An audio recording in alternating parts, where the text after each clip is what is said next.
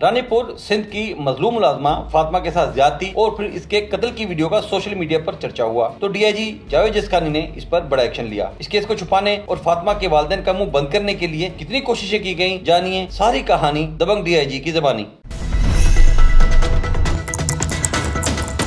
अस्सलाम वालेकुम नाज़रीन, उर्दू पॉइंट के साथ मैं हूं आपका मेज़बान इमरान मलिक। नाज़रीन, इन दिनों सिंध में फातिमा एक बच्ची, मासूम बच्ची के कत्ल के लिए हवाले से खासी जो है सोशल मीडिया पर खबरें गर्म हैं। इस वक्त हमारे साथ मौजूद हैं डीआईजी सखर जावेद अहमद जसकानी, जिन्होंने इस केस को स्पेशली तौर पर टेकल किया और ये केस इन्हीं की वजह से अब मुजरिमान जो है गिरफ्तार भी हो चुके हैं। आपको इस केस की तफसीलात के हवाले से जावेद जसकानी साहब से मालूम करते हैं कि आया ये केस क्या है और इसका किस मरहले में दाखिल हो चुका है। सर, सबसे पहले तो आप ये हमारे नाज़रीन को बताइएगा कि ये केस हालांकि बच्ची को तदफीन तक भी हो चुकी थी, तो आपने इसका नोटिस किस वजह से दिया और अभी क्या स्टेटस है इसका? देखें, ये एक बहुत ही बड़ा अलमिया है और इसकी जितनी भी मजम्मत की जाए वो कम है। और हमें सोशल मीडिया के ज़रिए किसी ने वीडियो चलाया था, वो मैंने जब वीडियो देखा तो मुझे लगा कि ये बहुत ही सीरियस मामला है, क्योंकि आपने वीडियो देखी है कि वो किस तरह तड़प तड़प के दम तोड़ा उसने, और प्लस एक बहुत ही बड़ा सेलिब्रेटेड किस्म का एक रूम है जिसमें वो बच्ची है। और सारे सवाल बहुत उठ गए उस वीडियो से ही कि वो वहाँ पर क्यों है, इस तरह के माहौल में। अगर वो मेड भी थी, एक तो कमसन बच्ची थी, और उस कमरे में क्या कर रही थी।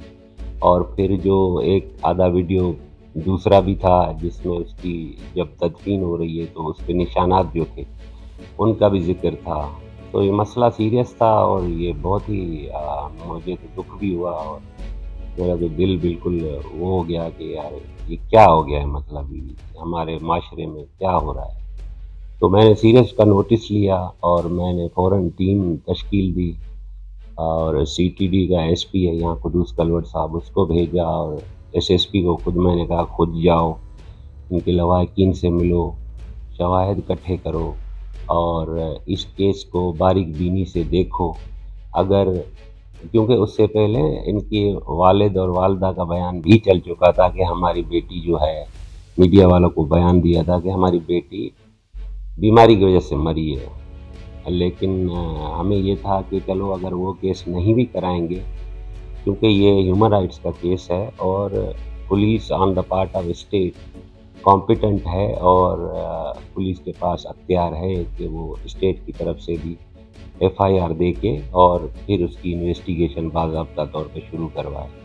तो हमारा इनिशियल प्लान ये था कि क्योंकि पेरेंट्स ने उसको डिसोन किया है तो हम इसको ऑन करते हैं और हम इसको लॉजिकल कंक्लूजन पर पहुंचाएंगे। तो जब एसएसपी साहब वहां गए तो उन्होंने उस फैमिली से काफ़ी कंसल्टेटिव प्रोसेस चला और उनको पहले उनका माइंड मेकअप किया कि भाई ये ज़्यादती है और आप लोग कैसे मतलब इसको इग्नोर कर रहे हैं। उसके बाद उन्होंने कहा कि हम केस कराएंगे और हमें अभी तसल्ली हो गई है कि हमारा साथ कोई दे रहा है, हमारी कोई मदद कर रहा है।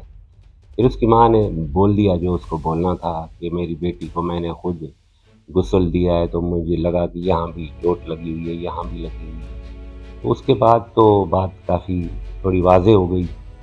तो हमने पहला काम ये किया, एफआईआर काटी, तो जो मुल्ज़िम है उसको भी गिरफ़्तार किया और वहाँ से जो डीवीआर थी वो भी उठाई, उसकी फॉरेंसिक के लिए गई हुई है। जब आएगी तो जो पुराना रिकॉर्ड है वो भी निकल आएगा, उससे हमें ज़्यादा मदद मिलेगी कि आखिर उस कमरे में उससे पहले क्या हुआ था। जब एक तो थोड़ा सा क्लिप था ना, इसके पीछे भी कुछ होगा। लेकिन डीवीआर की जो मेमोरी होती है वो इस तरह होती है कि मिसाल के तौर पे 40 घंटे या किसी में 24 घंटे, किसी में 48 घंटे, उसके बाद पिछली चली जाती है, दोबारा रिकॉर्डिंग नई हो जाती है। लेकिन फॉरेंसिक एक्सपर्ट जो हैं उसको सारा वो रिट्रीव कर सकते हैं। तो हमने उसके लिए उसको भेज दिया और उसके बाद हमने उसको बंदे को अरेस्ट किया, एफआईआर काटी, उसकी गिरफ्तारी डाली, उसकी रिमांड ली।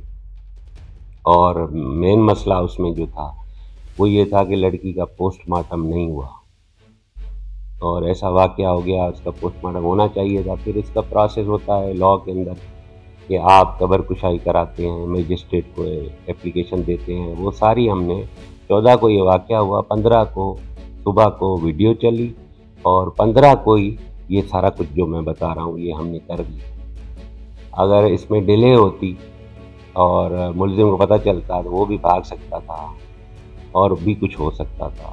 پھر جو اس کی مطلب ہوئی قبر کشائی تو پوسٹ مارٹم ہوا، اس کے بعد جو ہمارے خدشات تھے وہ صحیح نکلے اور لڑکی کو نہ صرف ٹارچر کیا گیا لیکن لڑکی کو مطلب جو ہے ابیوز بھی کیا گیا۔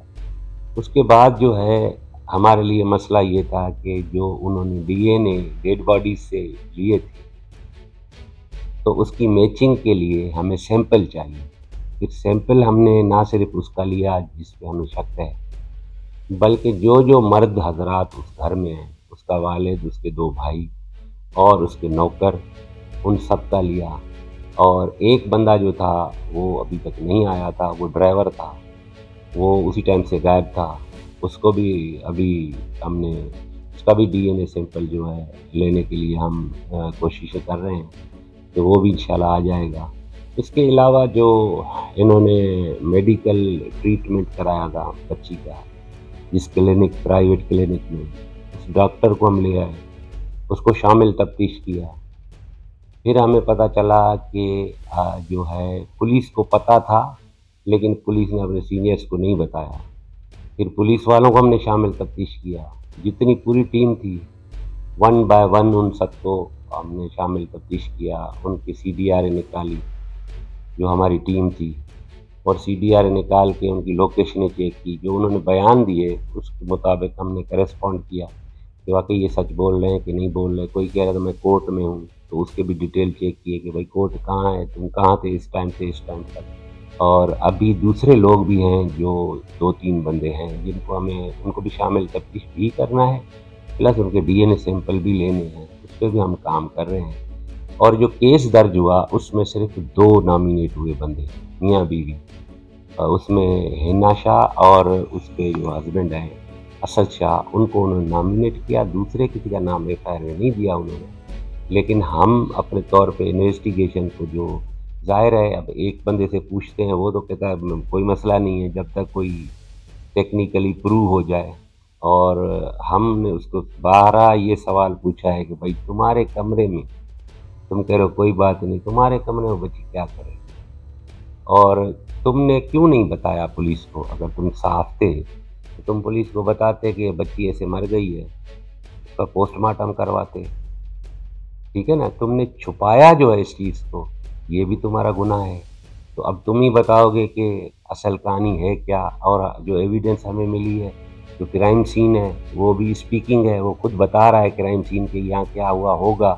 تو یہ ساری چیزیں ہم دیکھ رہے ہیں، اور اس زاویے سے کہ اس کا ہم نے ابھی اسپیکٹرم جو ہے وہ بڑھا دیا ہے، اس کا جو دائرہ ہے اس کو بھی بڑھا دیا ہے۔ جو لوگ ہمیں کہیں سے بھی لگ رہا ہے اس کیس سے ریلیٹڈ ہیں، ہم اس کی تفتیش کر رہے ہیں، اس کی انٹیروگیشن کر رہے ہیں، اس کو ہم چانس دے رہے ہیں کہ بھائی اس چیز کو کلیئر کرو، ہمیں بتاؤ کہ تمہارا اس میں کیا کیا رول ہے۔ پھر اس سے بھی انفارمیشن آ رہی ہے، کیونکہ سارے لوگ تو اس مرڈر میں نہیں ہیں، لیکن جس کو جو پتہ ہے تو ہماری تفتیش میں وہ چیزیں آ رہی ہیں، تو ہمیں آگے جو ہمیں چارج شیٹ کرنا ہے اس کو اسٹیبلش کرنے کے لیے ہمارے پاس ایویڈنس آ رہی ہے۔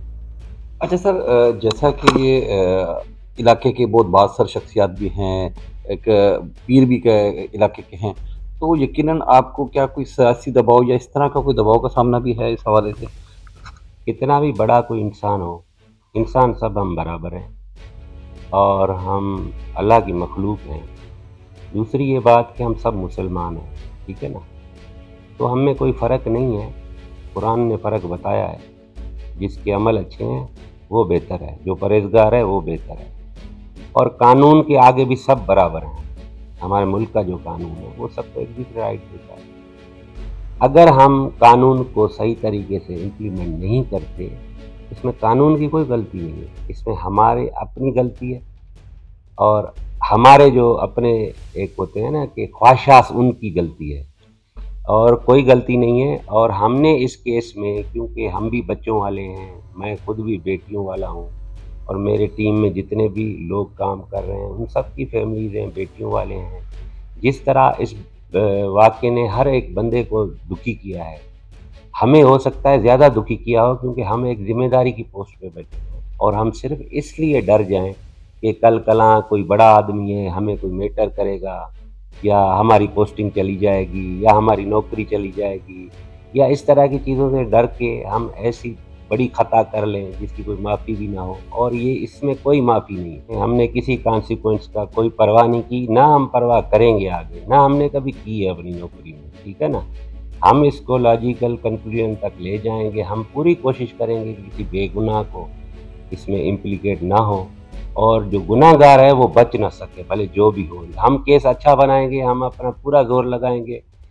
باقی یہ ڈیسیشن، اس کو سزا دینا کورٹس کا کام ہے، وہ کریں گی اپنا کام. ابھی کورٹس میں بھی جج بیٹھے ہیں، وہ بھی ہماری طرح انسان ہیں، سارے دیکھ رہے ہیں کیا ہوا ہے کیا نہیں ہوا. تو میرا خیال ہے کہ اس کیس میں جو ہے نا، فاطمہ نے نا جو قربانی دی ہے، اس نے بہت سی بچیوں کا فیوچر سیو کیا ہے.